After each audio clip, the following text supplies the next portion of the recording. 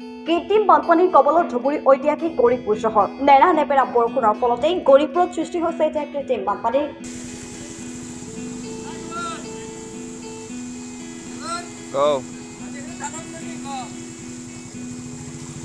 গৌৰীপুৰ পৌৰসভাৰ তিনিটাকৈ ৱাৰ্ড এতিয়া জলমগ্ন। যাতায়াতৰ ক্ষেত্ৰত গৌৰীপুৰবাসীয়ে ভুগিছে জমৰ যন্ত্ৰণা। জলমগ্ন হৈ পৰিছে গৌৰীপুৰ চহৰৰ বিভিন্ন অঞ্চল। গৌৰীপুৰ পৌৰসভাৰ বিৰুদ্ধে হেমাহিৰ অভিযোগ উত্থাপন ৰাইজৰ।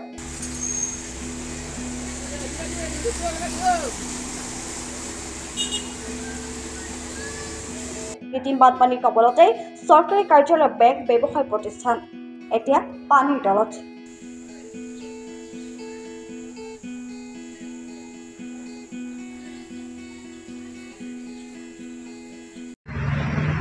আজি আমি এইটো বিষয়ত চৰকাৰক অৱগত কৰিব বিচাৰিছোঁ যে আমাৰ এই গৌৰীপুৰ প্ৰাথমিক শিক্ষাখণ্ডৰ ওচৰতে যিখন ৰাস্তা আছে, এই ৰাস্তাখনত এজাক বৰষুণৰ ফলতে ৰাস্তাখন পানীৰে ভৰপূৰ হৈ গৈছে আৰু ইয়াৰ মাজেদি ৰাইজ আৰু ই ৰিক্সা যাতায়াত কৰা যিবোৰ ব্যৱস্থা, সেই ব্যৱস্থা নোহোৱা হৈছে। ইয়াত বহুতো কষ্টৰ মাজেদি আমাৰ এই ঠাইৰ পৰা আন ঠাইলৈ যাব লগা হৈছে এবং কি আমাৰ যিটো প্ৰাথমিক শিক্ষাখণ্ড আছে, এই শিক্ষাখণ্ডৰ ভিতৰত চৌপাশৰ ভিতৰতে পানী সোমাই গৈছে। কিয় সোমাই গৈছে? এদিনীয়া বৰষুণৰ ফলত, এজাক বৰষুণৰ ফলত এইটো আমি সকলোৱে অৱগত যে ইয়াত যিটো গৌৰীপুৰ পৌৰসভা এলেকাৰ অধীনস্থ যে পৌৰসভাৰ যিবোৰ কৰ্মকৰ্তা মানুহ আছে, সেই মানুহবিলাকে হয়তো অৱহেলাৰ